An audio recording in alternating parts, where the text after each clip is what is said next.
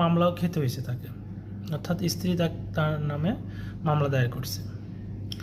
তো এই যে একটা পরিস্থিতি, এইটা আসলে কেন হলো, কী জন্য, এই সুযোগটা কিভাবে পেল স্ত্রী, এই বিষয়গুলো নিয়ে আজকে আমরা কথা বলবো এই ভিডিওতে।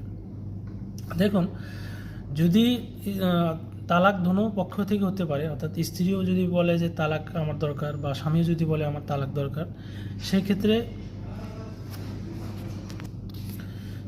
তালাক দেন, কোনো সমস্যা নাই। কিন্তু এখানে একটা বিষয় থাকে যে মামলা করার জন্য সুযোগ না থাকে, এটা কিভাবে করা যায়। তো প্রথমত যদি আপনার কাছে স্ত্রী তালাক চায়, সেক্ষেত্রে আপনি স্ত্রী বরাবর আপনাকে প্রথমে উকিল নোটিশ দিতে হবে। তো উকিল নোটিশটা দেওয়ার মানে এটাই হচ্ছে, আপনি আপনার ইচ্ছার বাইরে কিন্তু তাকে তালাক দিচ্ছেন। যেমন স্ত্রী চাচ্ছে আপনার কাছে তালাক, আপনি দিতে চাচ্ছেন না, সেক্ষেত্রে